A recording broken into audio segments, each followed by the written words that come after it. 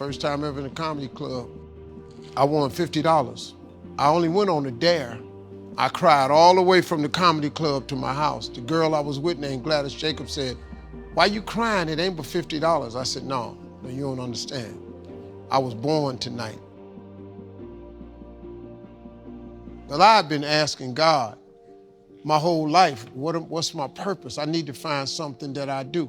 I won $50 first time in a comedy club. I went to work the next day, October 9th, and quit my job with $50 in my pocket. Married, twins, $50.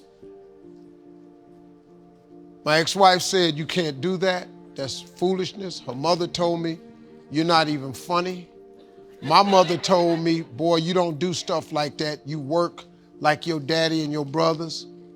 I said, "No, Mama, this is what I was born to do." And my mother was saved and, Sunday school teacher, so I believed everything my mama told me. But this one time I said, "Mama, I got to go try this." I said, "This is it for me." I said, "If I don't do this, what I'm gonna do?" She said, "You're gonna work like your daddy did. Your daddy worked hard." I said, "Okay, well, I just work hard. But I'm gonna go be something." The only person in my family that believed in me was my father. He said, "Boy, if you think you can make it, go ahead. Now, if you need some help, I'll give you 100 every now and then." And I've done nothing since that day except tell jokes. Now, I got in a lot of trouble. By the time I was 30, I was homeless. Because the first year in comedy, I only made $3,500. The next year, I made $5,000. The third year in comedy, I made $6,800. You get homeless real fast like that. So I was trying to make my little money and send it to my wife and kids, but it wasn't enough. So I would just keep $25, enough to stay out there and get to the next gig. And it didn't work for me for 3 years. I lived in my car. You have to take chances in life. If you want your life to be something special, you eventually have to take a chance. You can't do normal things and expect extraordinary results. It doesn't work that way. You have to take an exceptional chance one time. And it's gonna cost you something that you care deeply about. Bishop Jakes told me one time, he said, in order to get to the next level in life, you can see where you wanna go, but it's a glass ceiling. The reason you can see it is because it's a glass ceiling. In order to break through a glass ceiling, you're gonna have to shatter the glass. Anytime you shatter the glass, it's gonna be blood shed. And the blood that you shed is gonna be something that you care deeply about. So if you are not willing to shed something you care deeply about, you cannot go to the next level. Most people let their family keep them from going to the next level. Some people, your friends.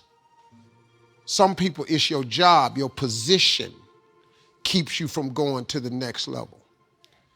But if you go to work every day and you ain't happy, if you don't wake up overjoyed to go to work, that ain't no life, man. You got the wrong job. And you know why you got the wrong job? Because you ain't living in your gift. You only find peace and happiness when you live in your gift, the thing God created you to be. If you don't ever do what God created you to be, man, you'll never be content. You'll be miserable. All the time I was miserable. For 27 years, misery. I couldn't figure it out until I won that money. I won $50. Just 50, but changed my whole life. I made a lot more since that 50. But guess what? I still tell jokes. So all these is jokes. If I don't be nothing else, I'm gonna be funny. That's the deal, ain't it? If you hire me, you're gonna get these jokes. Because that's my gift. What you want me to do? They hired me to speak at this insurance company one time. All these bigwigs sitting there. So I started telling jokes. The audience was dying laughing.